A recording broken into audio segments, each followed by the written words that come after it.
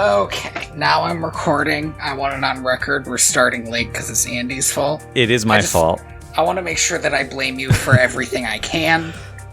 No, yeah, absolutely. I also produced and co-wrote this movie. I created it. My seed money went into making sure it existed. Welcome to directto.video. VHS? A podcast where we pair movies like fine wine. We are on the home stretch of this franchise, Andy. All we have to do is talk about it. We're done. And there is one more somewhere out there coming out, apparently, but we're done. That'll be the very special episode where they dig up our corpses to watch another Swan Princess movie. Like, if the next movie could be a reboot for all I care. Like, we're done. I can't with these. This movie, I think that a frank look at this movie would reveal that it was better than the last one we watched. I think so, too. That might be damning with faint praise. I'm willing to go on the record and say that this was better than the last one, but also this isn't a story. Like, this isn't a movie. I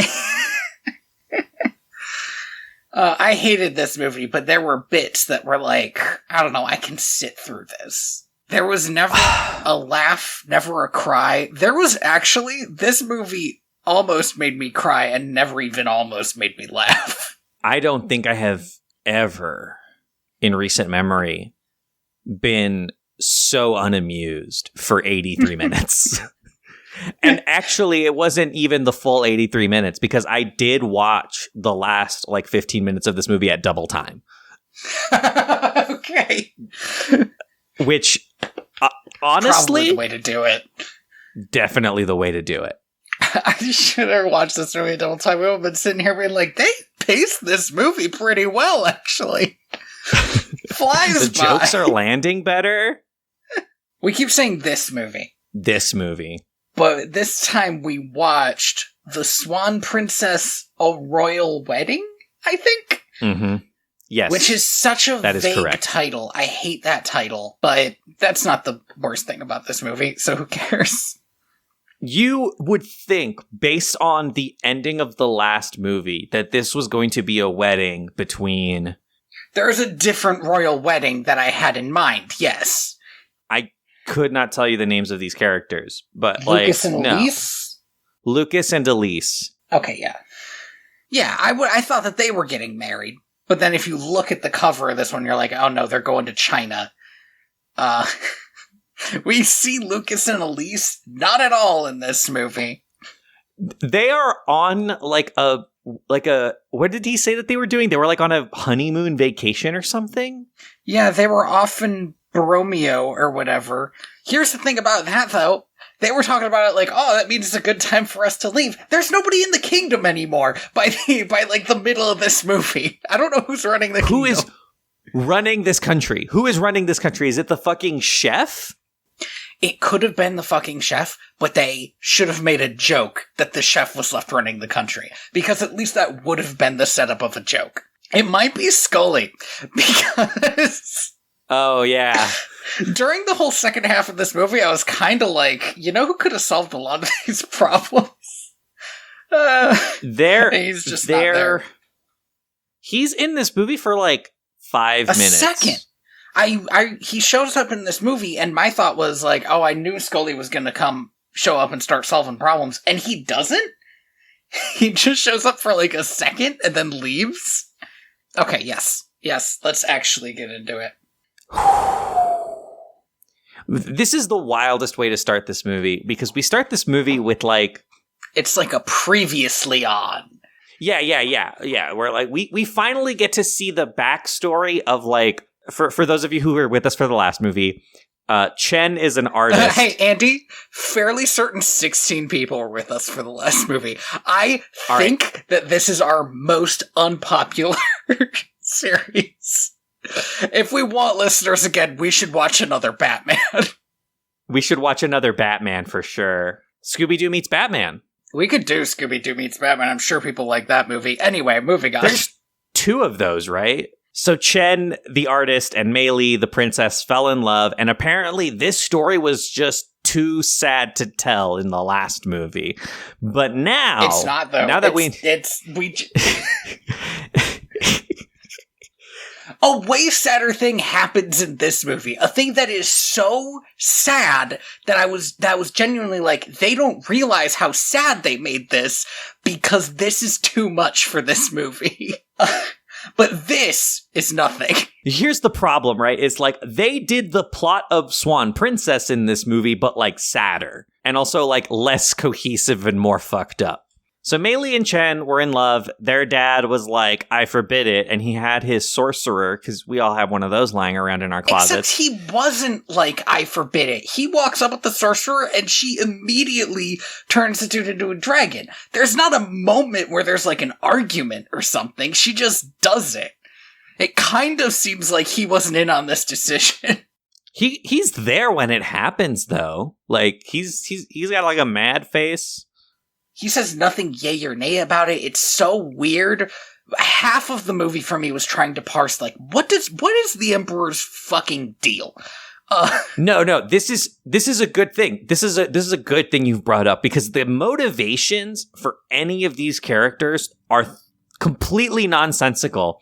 And we don't even get the sorceress's motivation for why she's doing any of this until like 30 minutes into the movie. And it's such a lame motivation that it felt like a Deus Ex Machina when it happened. I was like, are you sure? Are you sure this is it? I am struggling to try and like organize my thoughts, because I'm going to say something and it's going to sound like the most duh thing I've ever said, which is that this movie is so full of made up bullshit. And I know it's a fictional movie, but like it feels made up bullshit has to make sense though. Like that's yes, thank you. It has to have internal rules. Rothbart had some rules.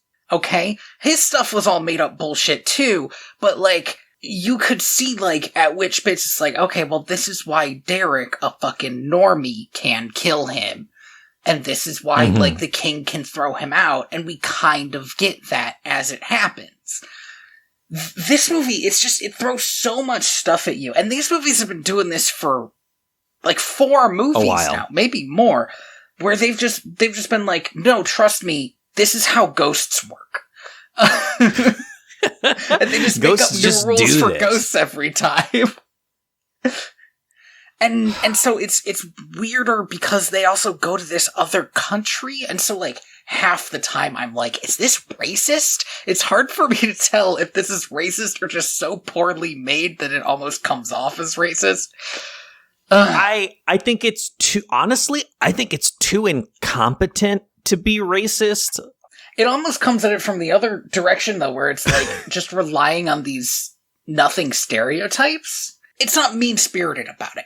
It's not mean-spirited about it, but also like it's so far removed from the culture that this could be based on fucking World of Warcraft. Well, like, but there's other bits where like Fang, the sorceress, grades herself. And I was thinking like, this feels uncomfortable to me because that feels like a Chinese American stereotype. I just like, don't know. They're just doing it as a joke. But I don't like it.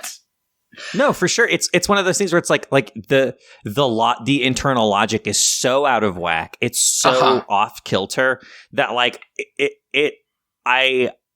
it's hard to kind of like grasp where any of this is coming from. Like it does just all feel like an idea somebody had at a dinner table and like they just threw it into the movie.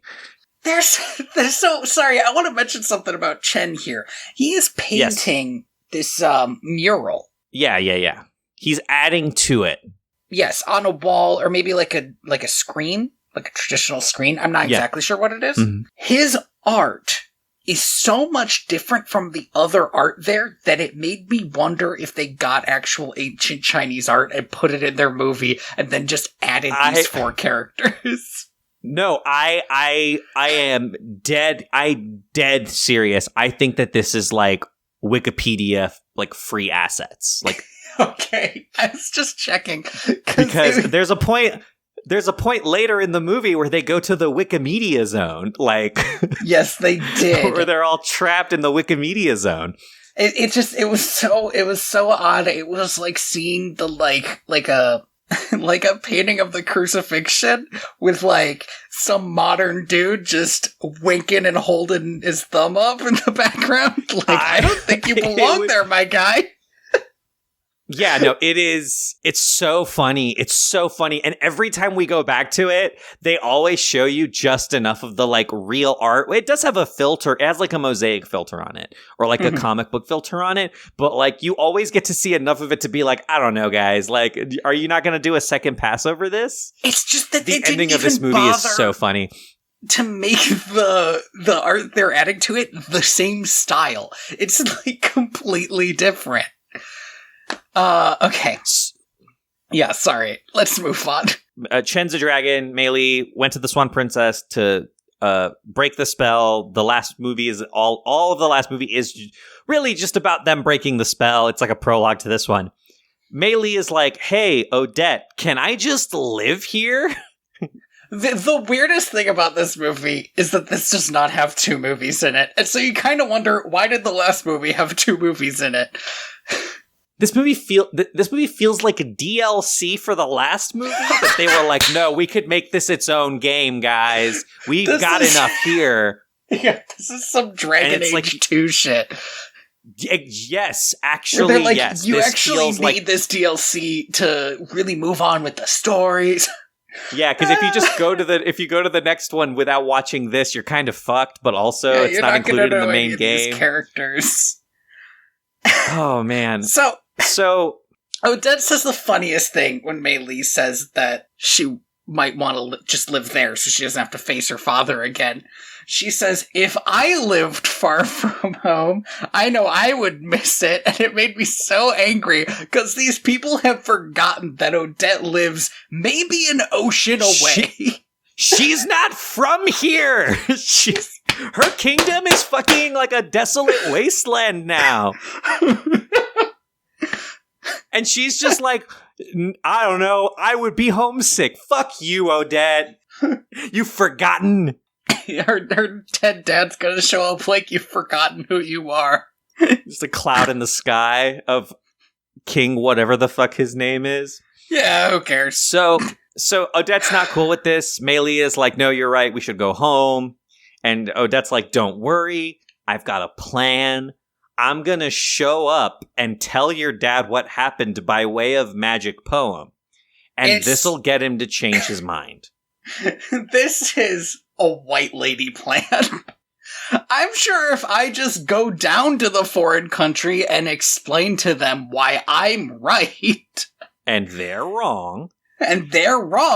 If I was standing in line at a Starbucks and somebody in front of me went off in like ABCC verse about how their Starbucks order was wrong, I would throw them out a window. Like, you could just tell them. I want to be clear, that is a different situation. And yet, it's still not the I don't think reading poetry at somebody is the correct solution for weird. Most things in life. So they do a really weird thing when they throw everybody on this boat that until like 20, 30 minutes into the movie, I was like, this is the craziest decision. Because they left the animator's favorite characters behind. Yeah, no, I was excited for 30 minutes. I was like, this is so excited. Day. This is huge. They leave behind all the animals. They leave behind Rogers, and they leave behind Uberta. And none of the kids are here. There's no implication that we'll ever see them again. Like, I was genuinely excited to just, like, this is just going to be Odette and Derek, like, running around, Sherlock Holmesing it up. Maybe Scully will come in at the end and solve the movie for them. Right, that's what you expect, but still, not a lot of Rogers and Uberta, who, in a very weird twist later in the movie, will end up some of the characters with the most normal-looking faces. I don't know why it happened. I assume they got a different character designer for this movie who made the characters less terrible, because those two and the only other new character I felt like looked better than everyone else. I got really distracted by, like, everybody's lack of teeth, you know? There is an amount of, like, I'm still kind of confused by the, like, all of the, like, Mei Li and Chen and, Li and, the Emperor, like, all of those characters from, like, that rotation look so normal that anytime any other character shows up and is in a scene with them, I'm like, these are two different movies. Yeah, this is wrong. This is Kingdom Hearts. There are so many scenes where, like, Lee will just walk up to Prince Derek and they're just talking, and I'm like, this isn't right. Because Lee looks like a human. And Derek has, like, a rhombus face. Yeah, he's so weird. He looks like fucking Gru.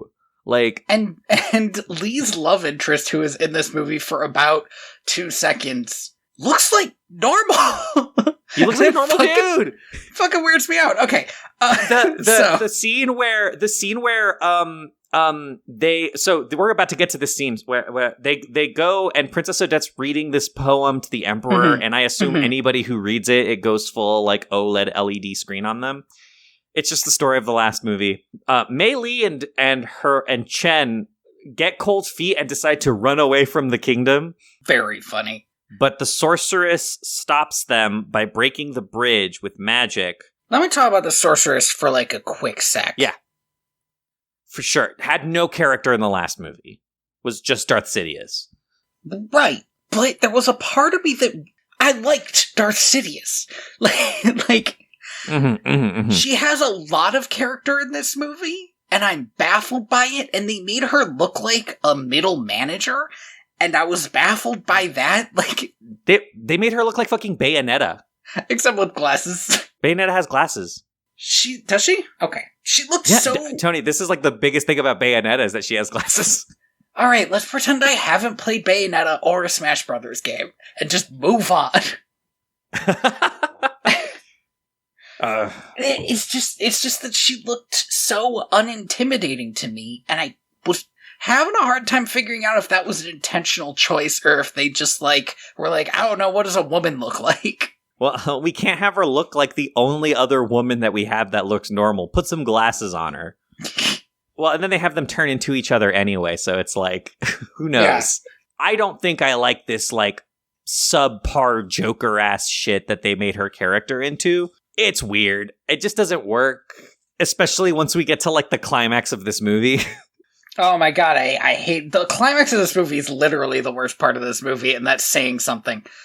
So, like, yeah, she takes down the bridge, and then Derek and Lee find them, and they're like, no, it's fine, you're gonna get married, everything's cool. And then they start doing this, like, song and dance and walking home, and there are 2 songs in this movie, and they're fine. Just dudes being dudes, singing about bros battle, being bros. And they bro their way off frame. It's so weird.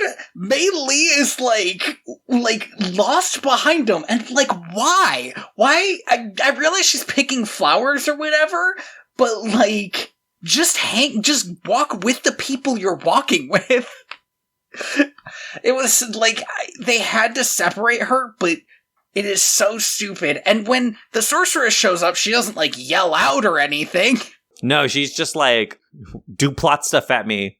Yeah, do plot stuff at me. She's, like, pissy about it. The sorceress literally calls her boring, which is the truest thing the sorceress does. Because she is extremely boring. She is Odette, but somehow more boring. There is, like, an amazing point later on in this movie where, like, one of the characters is talking about all of the great things that Mei Li has done. And he's just like, she's pretty. When the spell broke in the last movie, she was so brave, just standing there and watching it happen. What an amazing character. Isn't she great? It's like, this isn't selling me, guy. Yeah. The thing was, that wasn't the rough part of the movie yet, but that was kind of a devastating moment, really. And I do not care about this character. Sometimes you care about somebody because you've known them all your life, or all their life, and they are actually not that interesting to other people, and that's fine. That's okay. There's nothing wrong with that. But it's not great for your, adventure character. No. So I think the most impressive thing about this is I guess Yuri Lowenthal knows a little bit of Mandarin. That was pretty impressive. Yeah, I was wondering, did he have to, do this just phonetically? And I mean, that would have worked because I assume his pronunciation isn't great. It sounds okay to me, actually. The joke is that he's getting some of the words wrong in this victory song. And then they all just sing in English, everybody speaks English in this movie, which is kind of hilarious. It's like funny. That Discworld joke. There's a line in a Discworld book that's like, everybody in the world speaks English when your back is turned, and when you look over, they start speaking another language to make you feel like an idiot. Yeah. It is so funny how little they tried. There was no attempt made. Considering they spend this whole movie in China. Later, Derek and Odette will be yelling at peasants, just like, hey, have you seen this woman? Hey! And the peasants know what they're saying. Yeah, they're just like, no.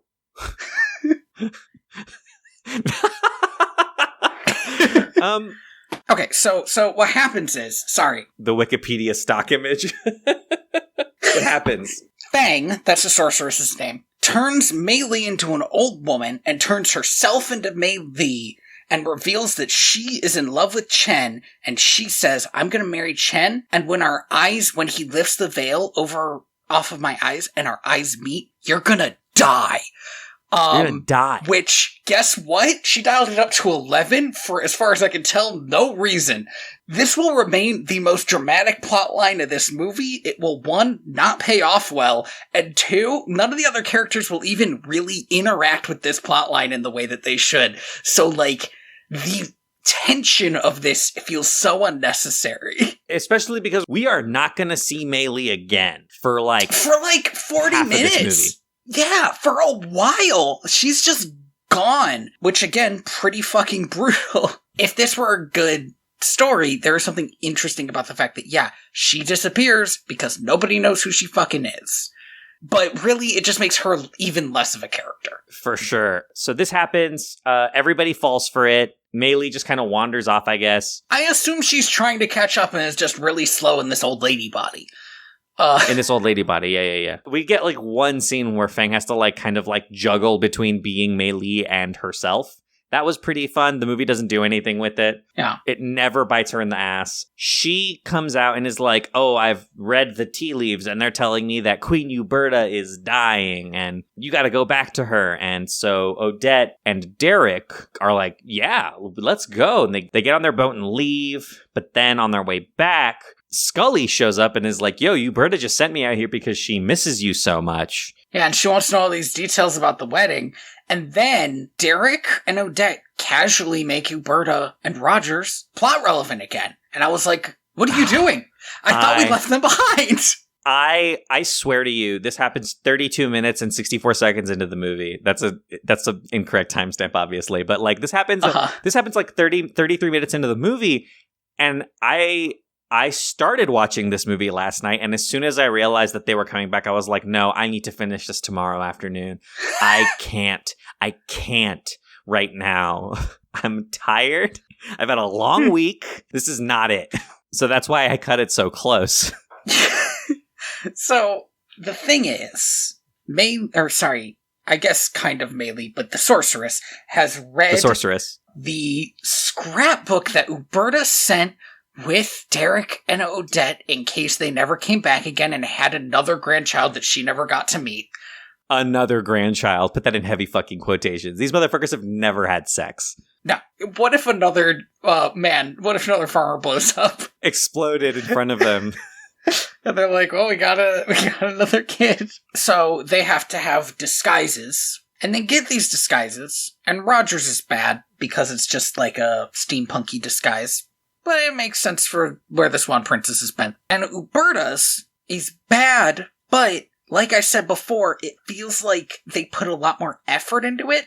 They do this awful thing with her face that looks like real 2D animation, and I appreciated that more than what they usually do with their face, which is just whenever they talk, they have their lips flap. This was some real Cruella de Vil character design. I honestly kind of liked it. It was maybe one of the best character designs in the movie. It kind of blew me away. But also, no one else in the movie moves like that. Mm-hmm. You were talking about how Lee has a normal character design, and he does, except if you watch his lips, they just, like, flap around like he's, like, a background Skyrim character. We couldn't animate his jawline, so we just flap his lips around. And she gets this whole, they spend all the fucking animation on Uberta! She moves and acts like Yzma. And, like, it's nice, but, like, that's just not what anyone else in this movie is. Yeah, she kind of looks like Yzma. It's kind of a Yzma, one of her more over-the-top dresses, actually. Yeah. It's so frustrating, because she turns into Uberta back at the end of this movie, and I'm like, Yeah, that actually pissed me off. And it turns out she was wearing a, like, latex mask, and I was like, wait, so it's the only way you get a real face in this world by putting a latex mask on? Mission Impossible style, yes. So, at one point, Mei Lee, I don't remember when this is in the movie, but I do remember at one point Mei Lee, either as the sorceress or as herself, just goes up to her brother and is like, hey, by the way, thanks for sacrificing your love, bro. Yeah, she that does was really on the boat. Cool. She just, like, says that. The problem with Mei Lee and Lee as characters is they don't seem to care about, or even really, they don't care about each other that much, and they don't seem to know each other that well. I kept expecting the fact that they were literally twins to come into, like, somebody has to recognize that this isn't Mei Lee, right? No, nobody recognizes that it's not Mei Lee. I genuinely didn't know they were twins until somebody just says it, and I was like, what the fuck? I think it's in the poem. Yeah, it's in the poem, and I was like, absolutely not. This is, no. There's no reason for them to be twins, except that I assume it was, like, in the original lore Bible or whatever. I just don't remember ever learning it. It explains why he could break the spell, but also, no, it doesn't. Sorry, like, I said that like it was a logical assumption. No, but... look. Only somebody of the Emperor's bloodline could break the spell. That's all we know. Like, if the fact that they were twins was a reason, that would be fine. Anyway. I don't know. So... Where the fuck are we? So they get on a steampunk-ass hot air balloon to go join the rest of the movie. We know that we're going to get, like, 10 minutes of respite. Yeah. Well, Derek and Odette are like, I guess we will investigate the villain's lair. And I literally wrote down, why didn't they just have Scully do this? He did it last time and it went fine. And I'll tell you the reason. It's just that Scully's not in the movie anymore. I don't know why not. Maybe he got tired of being bossed around. Maybe he is running the kingdom, which, again, somebody has to at least would have been a joke. You gotta give it to me in dialogue. Mm-hmm. Well, you gotta say, oh, don't worry, Scully's running the kingdom, and then you cut to him running the kingdom as a ghost squirrel, which is genuinely funny if you would let me have this. I mean, they wouldn't have made it funny, so I don't know why I'm complaining. The thought of it, right, was too funny for them. They were like, absolutely not. We need to make every joke in this movie the lamest, driest shit in the world. No joke is allowed to land. If the joke can be delivered by Jean-Bob the Frog, all the better. It will be? And if we can have Jean-Bob deliver it and then have the camera zoom in on his face and then just spend 30 seconds there, that's buying us runtime, guys. That's getting us closer to 90 minutes. These tax write-offs aren't gonna write themselves off. These movies have made Richard Rich so much money. I have to believe that. I got to believe it. What a piece of shit. This came out right before the pandemic, right? Like, some parents somewhere were suckered into playing this for their fucking kids. Derek and Odette get a costume change, which is kind of nice. They're going to run around this movie looking like the most intense form of, like, white tourist trash that you could imagine. Yeah, I mean, they're supposed to be dressed as Chinese peasants, but what it comes off as is like a cyberpunk thing where it's like, oh yeah, we just stole this idea of what poor people look like from Asia. And it's like, why are these people walking around in these big hats? There's no sun. It's aesthetic wallpaper. Yeah. You know what? Honestly, it's fine, because, like, who gives a shit? Derek and Odette barely do anything for basically the rest of the movie. They are like two ships passing in the night, Derek and Odette and the plot of the film. Mm-hmm. It is so frustrating how often Derek and Odette will be somewhere, go somewhere else, something plot relevant happens where they were, and then they go, oh my god, we missed this plot relevant stuff. We should go back. And it's like, no, we've been doing this for 40 minutes. Can the movie just end? Here's the thing is, I wouldn't even care. I wouldn't even mind that so much. Except at the end of the movie, I feel like we are told multiple times that Derek and Odette saved everybody. And like, I'm looking at the records. I don't see it. Most of the actual saving seems to have been done by Lee. And a little bit Mei Lee herself, absolutely none by Chen, which is baffling. Chen, this motherfucker, as soon as he turns into a human, he's like, I gotta go back to the grind. I gotta go back to painting. And he is useless. And I'll tell you what, I was mad at both him and Odette, because this whole movie, there was a chance for somebody to transform again, and I was like, just give it to me. There was a bit where I was like, when the sorcerer was onto him, and I was like, holy shit. No, you know what? I didn't even say holy shit. I wrote it down. Is Odette finally going to turn into a swan again? He asked without hope. That's what I wrote down. I was like, will it happen? But I knew it wouldn't. I didn't even consider it. There was a moment when Lee falls in love with this random woman who exists solely for him to fall in love with. She is super weird, because actually I kind of find her fascinating, but she doesn't do anything in the movie. She is interesting in the way like a background Star Wars character is interesting, where you're just like, why is she here? What is her deal? And like, you know, you're not going to get an answer, but maybe they're going to write an extended universe book about it. Okay, yeah, I was going to say, if it's a Star Wars, you're going to get an answer. She runs an old people orphanage. And that's different from an old folks' home.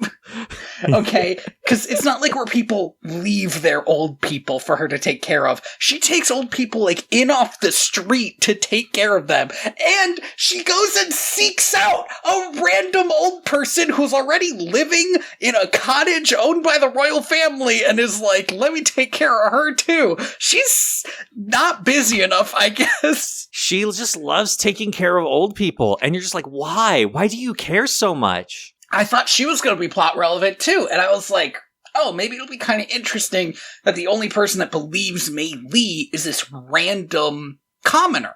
No. Yeah, nothing.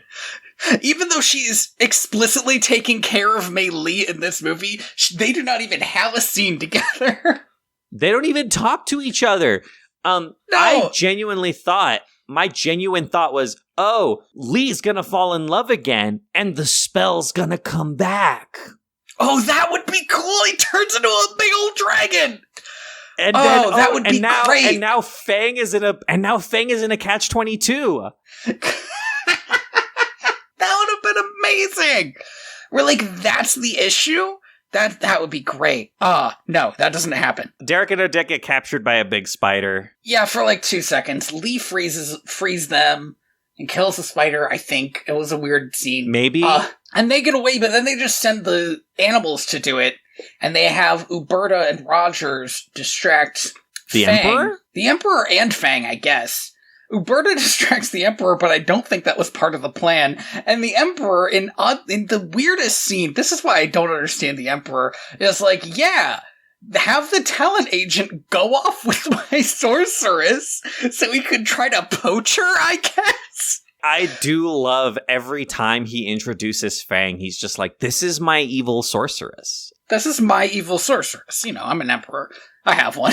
I felt the same way about him being like, this is my evil sorceress, as like in Lord of the Rings, when he's like, oh, and this is my advisor Wormtongue. And I'm like, are you sure about this, my guy? Like,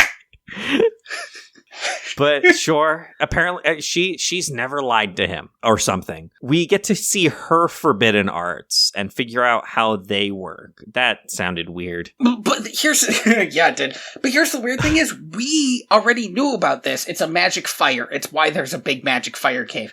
We already knew about this because Lee explained it to us, but then she has to explain it to Rogers. And it's like, why are you explaining this again? It's so that Rogers can have a comedic scene where he tries to distract her while the animals go and look at all of her stuff. But then the animals get chased by the guards? No! Stop! Hold up! Stop! Wait! Stop! I have to ask a question, Andy. What do the animals find? Do you remember what the animals find? Because I'm pretty sure it's a fucking Star Wars hologram. They find a Star Wars hologram that I assume is fan art that Chen made of her that the sorceress made. Fang the sorceress made of her kissing Chen. Because that never happened, or if it did, it happened, I guess, maybe in the past somehow. And she took a magic picture of it. And it makes zero sense. Like, why is this what they found? It's also in like an alternate dimension closet where it's like surrounded by candles. It's weird. Her room. Okay, so her room there's the evil, normal version of her room, which is just awful and covered in like frog legs and potion ingredients and a giant spider. And then there is a much more normal version of her room that is like the shrine that Helga has to Arnold in Hey Arnold, except it's just this hologram. Yes. And it's like, what? And also to kind of just like give people like a geography of where this is all happening. So her room, her sorcerer room. I know what you guys are thinking. Oh, like a wizard's tower, right? That's what sorcerers have. No. She has like the exact opposite of a wizard's tower. It's like a basement closet. It's like a basement closet that's also connected to the kitchen for some reason. You spent longer than I did trying to figure out the geography of this palace. Well, I had a lot of time to think, Tony, because at this point in the movie, my stream kept freezing, and so I just had to really marinate in the logic of this movie every 2 minutes. We get a Crash Bandicoot chase sequence. We get a really wrinkly dog. I don't know what's up with this dog. This dog looks so weird. I don't know. I kind of love it. I think it's supposed to be a Mastiff, but they didn't bother, like, making those wrinkles 3-dimensional.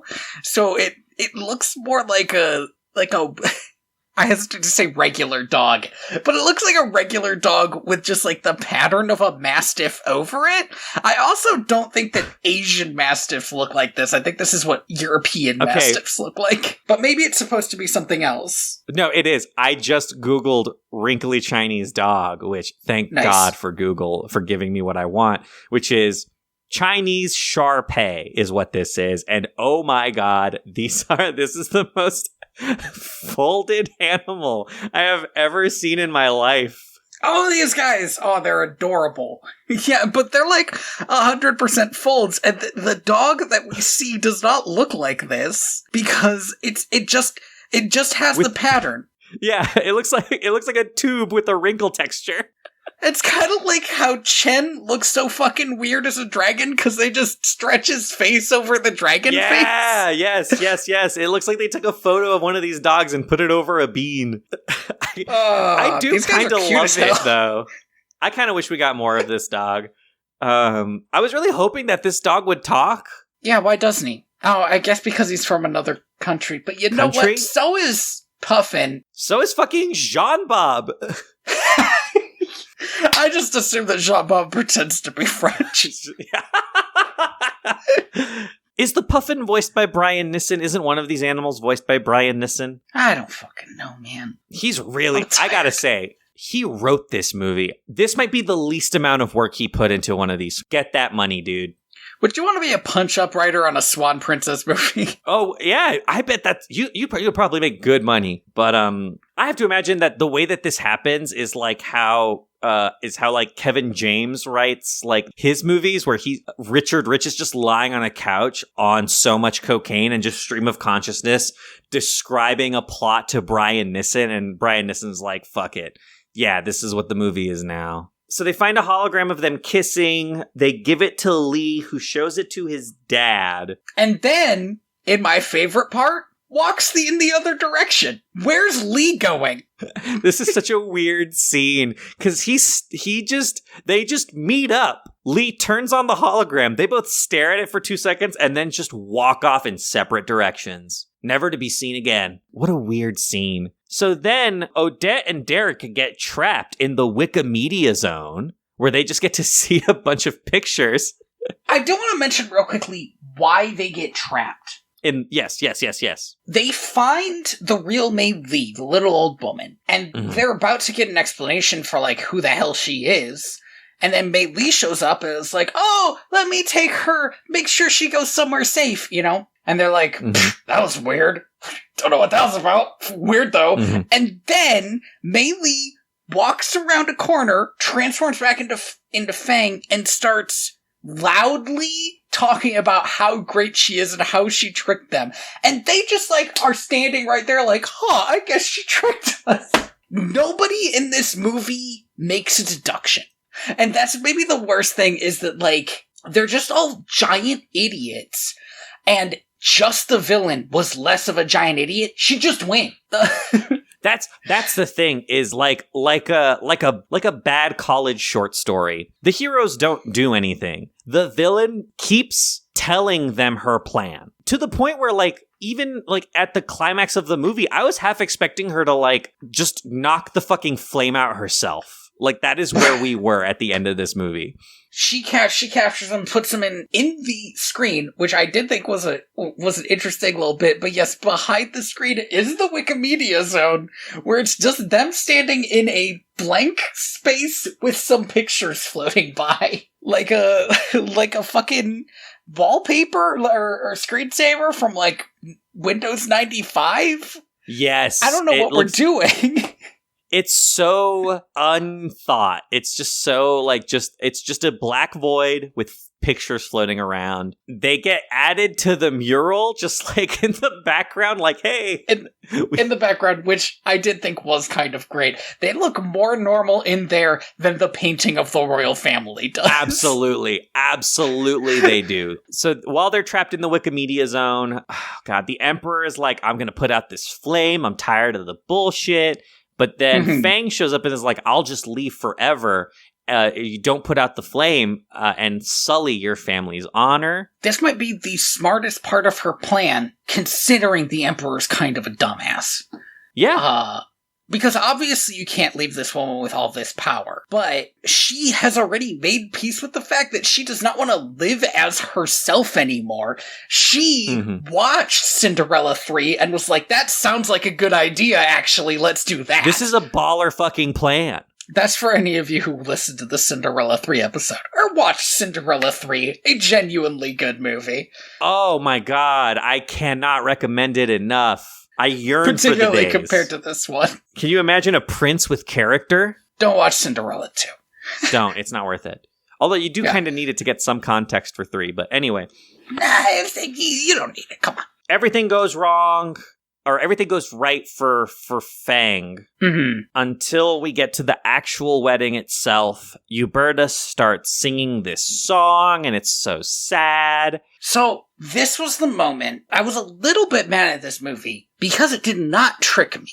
None of this was a trick, and I didn't cry, but I got genuinely a little upset about this moment in this movie because while Uberta is singing this song, old lady Mei Lee, who is laying in bed dying, is hallucinating. It's so fucked up to just see a little old woman dying. And like, yeah, like I genuinely was like, whoa, if this hallucination is how this movie ends, that's great, because it gives Chen like a character. It gives him something to do finally in this fucking movie. She has a hallucination about just like basically running and being happy with Chen. Not even being the sort of over the top lovey-dovey that I have come to expect, but being a little more like normal and teasing and happy.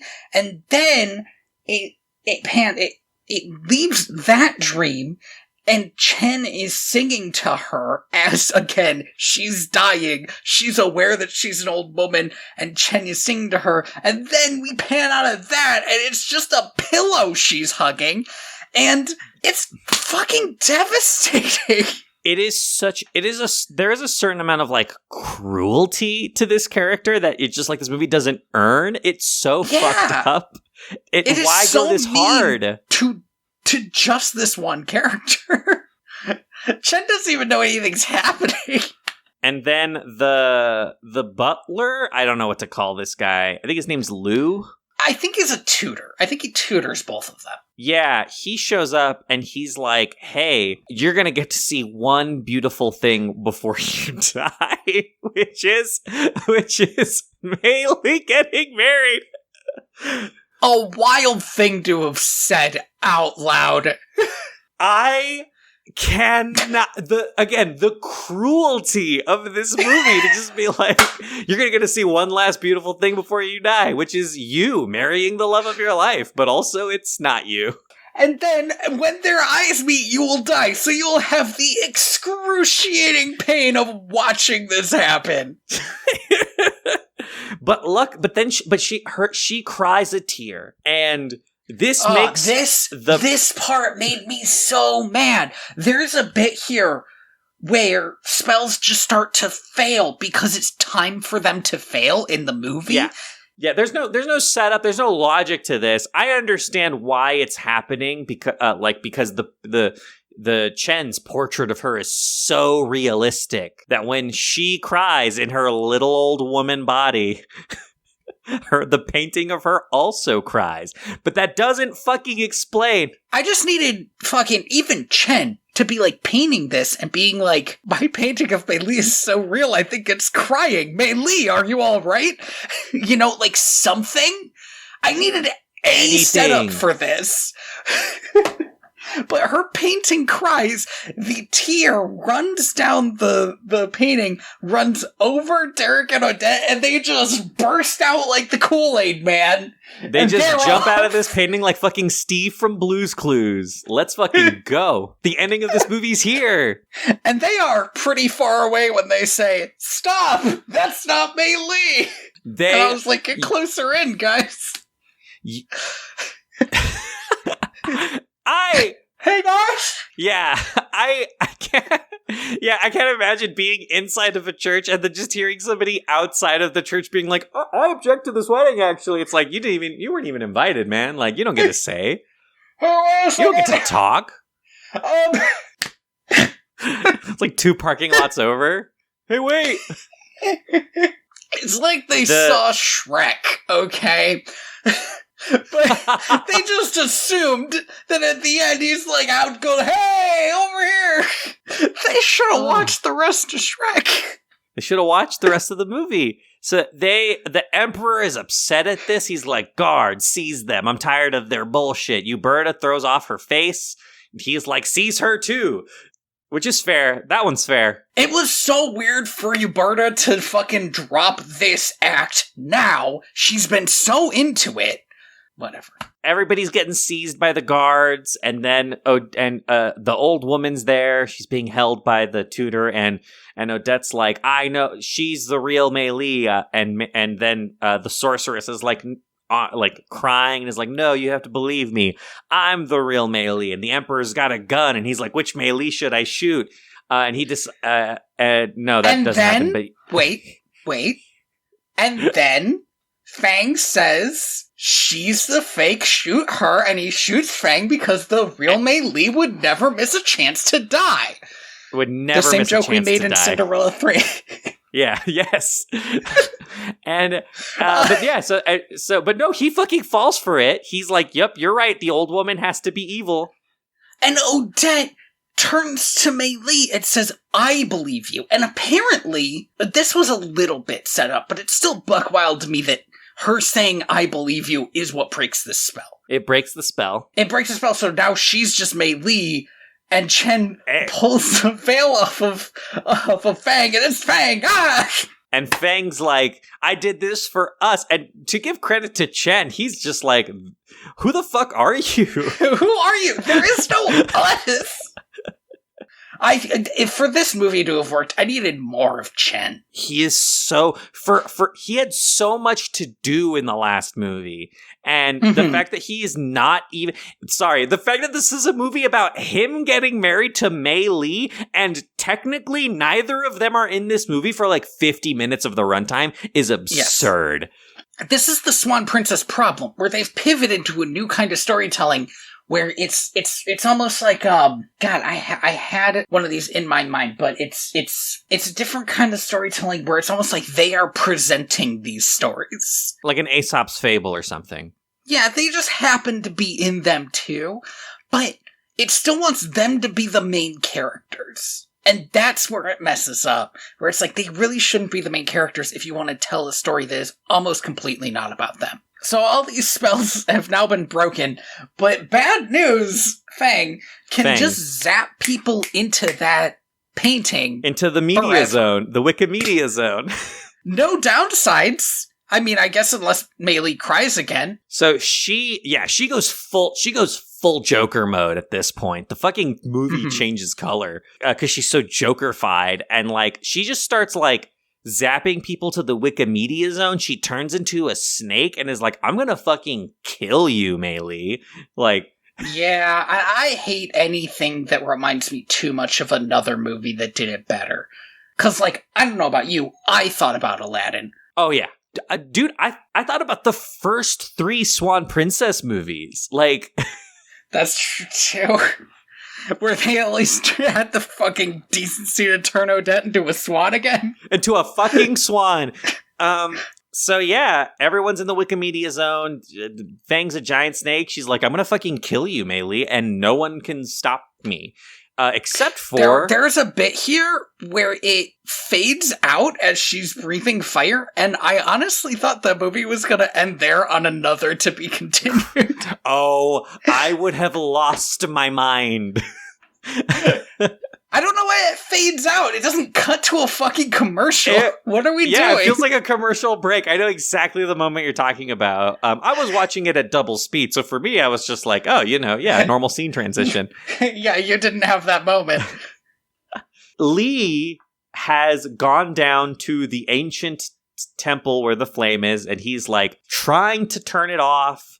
Okay, so the other thing that I thought was going to happen is I thought Mei Li was going to turn off the fire because Lee specifically says it has to be one of the Emperor's line. And because he was the one that said it, I didn't think it was going to be him. Yeah. Like the way that these things work, the way that it worked in the last movie, this might be me picking apart too much. But, like, if Lee was stuck up there with, like, a sword fighting the giant snake and Mei Li was the one putting out the fire, I feel like it would have worked for me a little more. Oh, yeah, that would have been a fucking climactic ending. Because it's not like Mei Li fucking does anything against the snake. No, Mei Li's just running away from it, hiding behind rocks, it's breathing fire, like... The weirdest thing about this... Oh, you know what? I almost said the weirdest thing. That's not true. Finish your thought, then we have to talk about this fire. Well, so the problem with this fucking, like, only one of the Emperor's line can do it is it's not a spell, it's just a fucking, like, one of those, like, iPhone lock passwords that's like a pattern. That's all it is. Yeah. They just know the pattern. And here's the thing, this pattern should be immune to magic. It's not. So, all that Fang did was turn it so the pattern's different now. And he can't figure it out. Which, fair. I don't know how long it would take me to figure it out if a pattern was changed on my phone. I might just be stuck out forever. And so Lee's dad prays to the ancestors to help them. I fucking hate this so goddamn much. Fucking Mulan-ass ghosts. One of Lee's ancestors is just like, I got it. Boom. Magicked it back to normal. And he's like, thank you. Does the thing, and then the chain breaks. But the weirdest thing is, looking at this whole setup they have, it appears to just dump water on the flame. Yeah. Which I'm not sure if it does because we cut away from it when it activates or whatever. Apparently they couldn't afford water effects. They're expensive, but those fabric effects on the sorceress's hood, immaculate. That's where all the money went. There's a lot of bad fabric effects considering how much this movie wants there to be like big flowing robes and capes and a veil. Dude, the Emperor's clothes feel like they are made of the most like starched cardboard. They are so rigid on his body. Which is weird, because he's always standing next to the sorceress who's got really flowy clothes. Right? So, oh my god. Yeah, so the random old person caretaker shows up to help Lee. Somehow, how does she know where this is? By all accounts, it doesn't make sense. But Mei Lee is cornered, and the dragon's gonna breathe fire on her and kill her for good. For real this time. Wait, who's this? Jumping in the way of the fire. It's Odette. It's Odette. Somehow everybody except Mei Lee and Odette ended up in the painting, and it's like, didn't you want Mei Lee in the painting at least? I don't care. Anyway, she breathes fire, Odette jumps in front of it, and then when we see Odette in the post-climax after the... that's a gross thing to say. We see Odette after the fire is put out and the sorceress is dead? Uh-huh. Yeah. I thought she was going to be like a little snake or something, but she's gone. I also forever, thought that. She's not. She's dead. We see Odette and she has like basically charcoal on her face. Like it doesn't even look like she got burned really. And I was like, man, she's died way worse than this. She's fine. She's okay.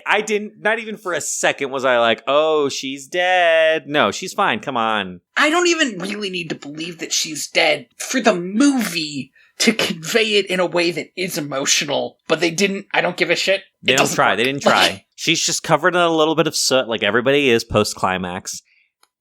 And that's the end of the movie. I'm wondering how much of that pause I should keep in, where there was like a moment of like hesitancy after you said that. That's the end of the movie.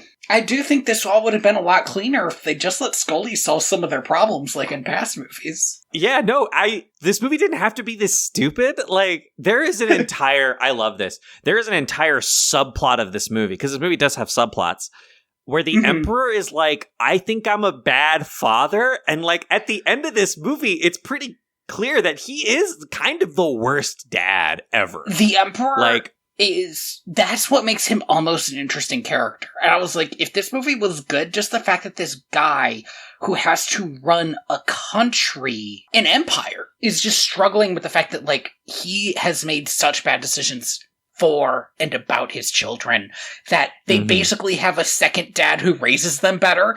That would be great, but that's not what the story's about. Uberta says something fucking hilarious, too. Sorry, what were you saying? I talked right over you. I was actually about to talk about this, but yeah, like, we get so much time dedicated to this subplot, only for Uberta to have, like, this weird line. She says, she says that in her experience, children remember the best things about their parents and let the rest fade away.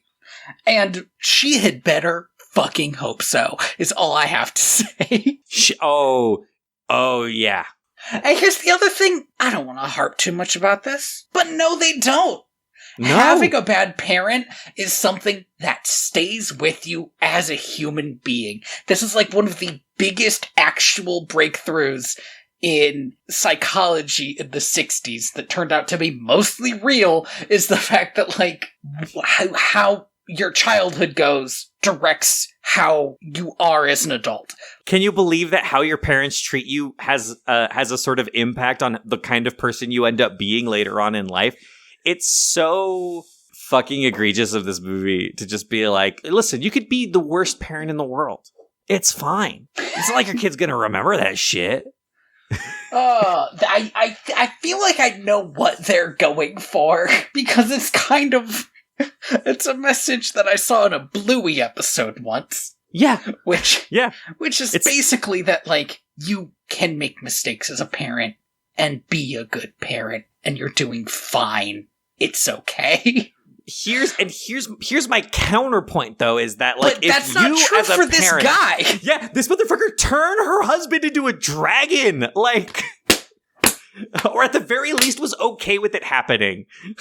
And there's an aspect of him where it's, like, again, genuinely kind of interesting, where Fang, as Mei Li, keeps asking things of him, and he will do anything for her because he feels so bad that he allowed this to happen. And that is genuinely interesting, but they don't do anything with it. If my parents didn't realize that I had been body swapped with an evil sorcerer... Parents, nothing. I am still mad that her twin brother didn't figure it out. No, absolutely. If my twin brother, like, there are so many people in my life, if you didn't realize that, like, every single character in this movie, from her fucking dad, her brother, the fucking tutor, nobody ever figures out that Fang and Mei Li have body swapped until the very end.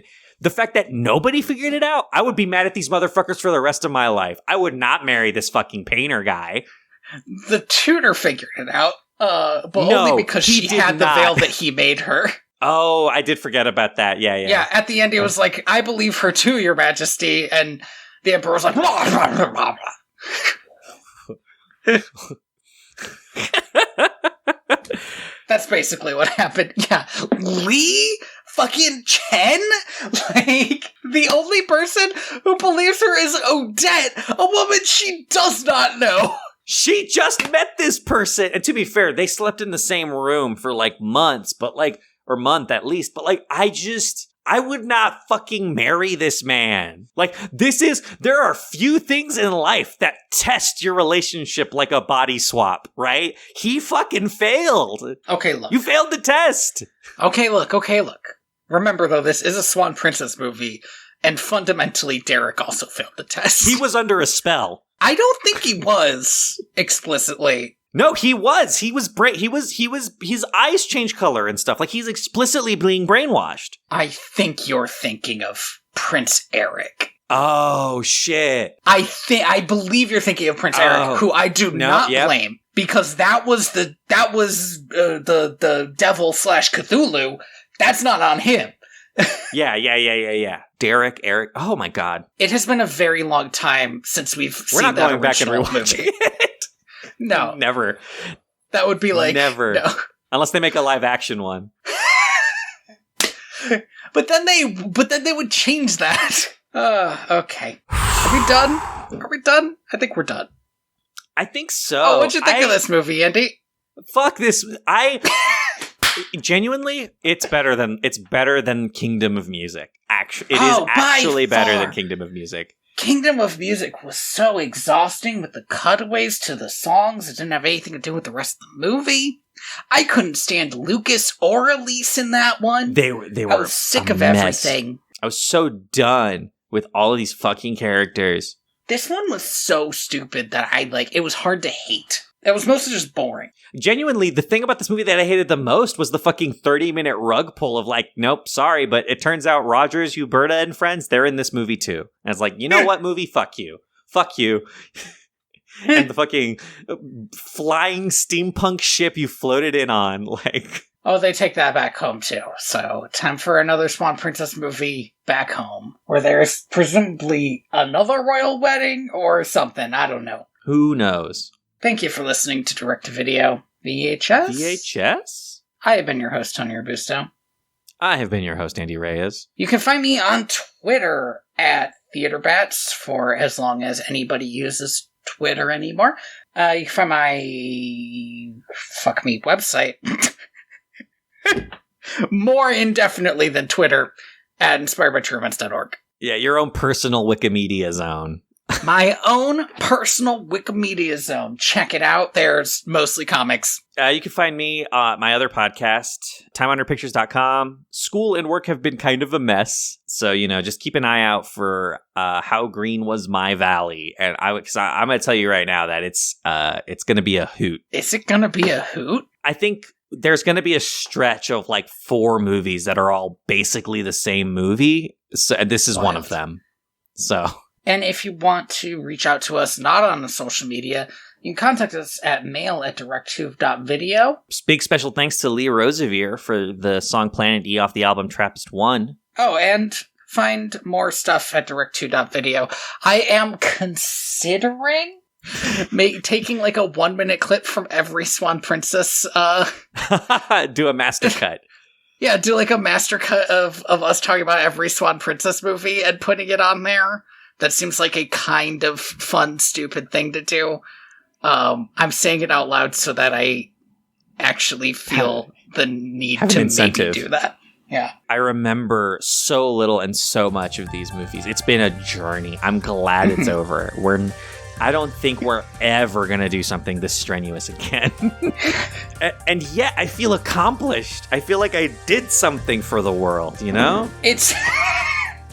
You're at the end of the marathon. Yeah. We're there. Usually we just do little sprints. This was a whole thing. Whoa. And it's not like the Tinkerbell one where we watched a good movie and we were like, oh man, they could have done good stuff with these movies. No, this one was just bad. Oh man, to end on such a low 1-2 punch. Like Tinkerbell at least ended on kind of a poetic and beautiful place. It's just faded away. Talking about a better movie. Speaking of better movies, we gotta talk about what we're gonna do next time. Yeah, what's the plan? We're gonna go back to our roots, I think, a little bit. I don't know. I had a couple thoughts. Unless there was one that was jumping out at you that you were thinking of. I want to do Hercules, I think. Yeah, you want to do Hercules? I want to do Hercules. I am genuinely like, I have no opinions on this movie. I think I have the VHS. I think I have to turn it into a digital asset and send it to you. Is the only way for us to watch the second Hercules movie. I'm going to try to find it again. It's been a couple years, and Hercules has kind of had a comeback. There is a musical coming out, or has come out, or something like that. I think there was a musical that came out on 2019. Oh, maybe that's why I didn't hear much about it, because that would have been... Oh, yeah. A revised version of the musical played in this past year, but other than that, I haven't heard anything about it. I would love a musical album version. Anyway, let's do Hercules, and then we'll do Hercules... Zero to Hero. I am the ghost of John Smith. And I'm trapped in the Wikimedia zone.